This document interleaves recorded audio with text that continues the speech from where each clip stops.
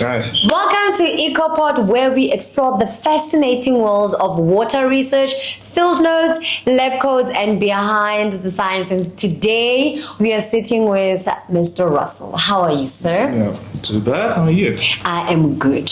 What department are you in? So I'm in the department of parasitology.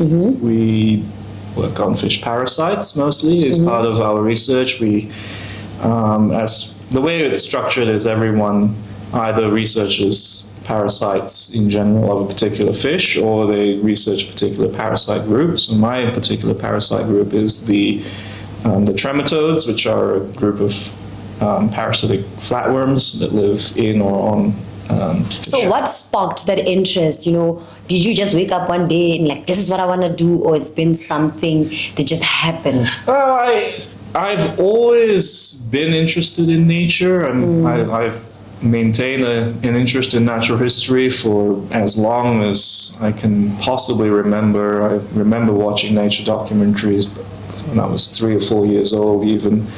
And you go through the whole David Attenborough phase, you get the Discovery Channel, and there was this understanding that I wanted to do marine biology and zoology to some capacity, and even when I was a kid.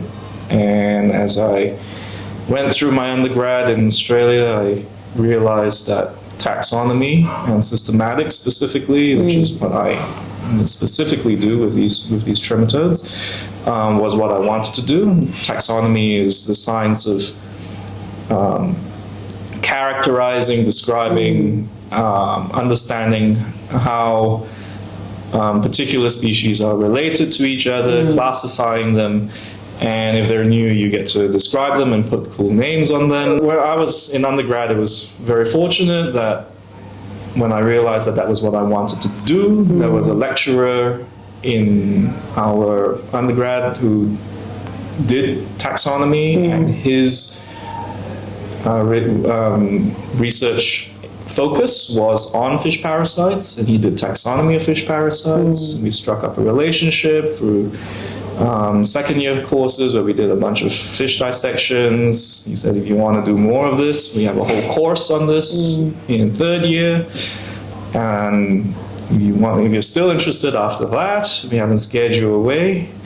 You can do honors in our lab, and I just took it from there, did my honors year, continued into a PhD, and from there I've just followed that path. And what is the most interesting thing that you've done or found in your field or research? Well, the whole thing really has just been one big privilege, I think. I can't pinpoint one particular thing, because really at the end of the day, if you do this kind of work, you're interested in everything, in every aspect of it. So when we got to go out into the field, we got to pull up a bunch of fish and work in some really cool environments. I got to work on the Great Barrier Reef in Australia, visit some really nice places, and examine the fish fauna that they have there, and things that you've never thought you'd see alive for yourself. You got to go and find these things, you got to sample them, and then you have that rush when you cut a fish open and you see something and you go, well, that's probably never been seen before, and you get a chance to make that thing known to the world, to science. No, I can feel the passion, I feel the passion when you talk about it. It's not every day you find someone speaking so fondly about what they do, and that is amazing. And it's now leading me to this question where a lot of people, individuals, wake up and they have a dream, and some just give up on it, or they just feel it's a waste of time. But I just want you, from that passion, to give advice to those learners, especially the grade 11s and matriculants that are now trying to figure out life and what they want to study. Well, I mean, I guess the first thing I would tell people is that some dreams are more feasible than others. There's definitely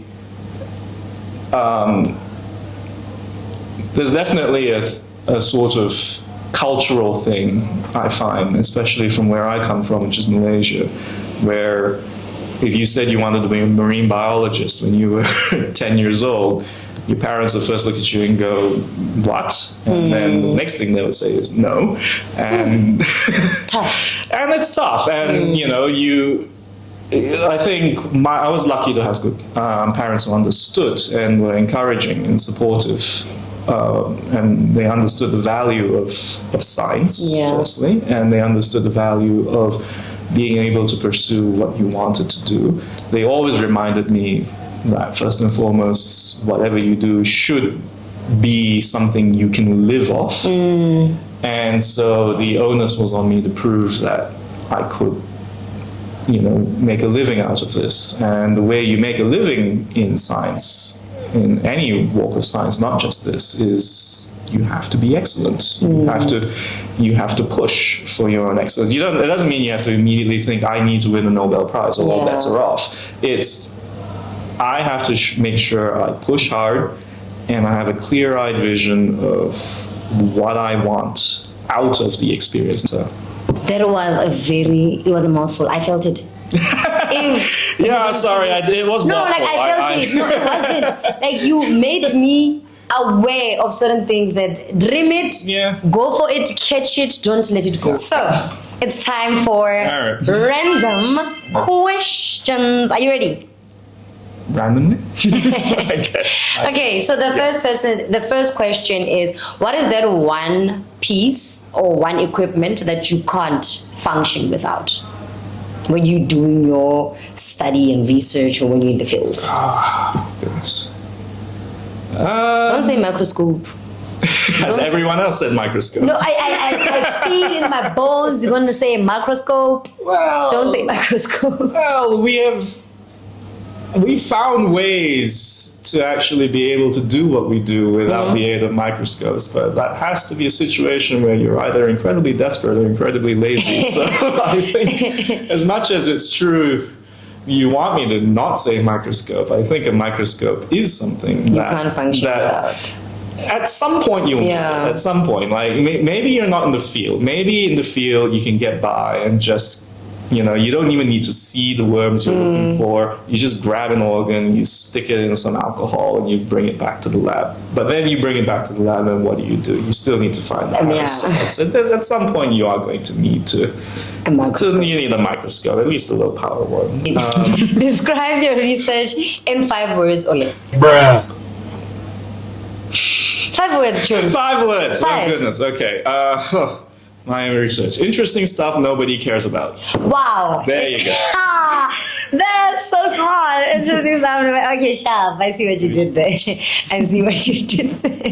But thank you so much, Russell, for joining us today and giving us a very big insight on what you do. It was nice getting to know a lot about your field. No?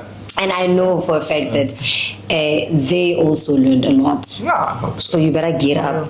My own little, that dream. Okay, thank you for tuning in to today's episode where we explore fascinating science, field notes, lab coats, and behind science. Thank you.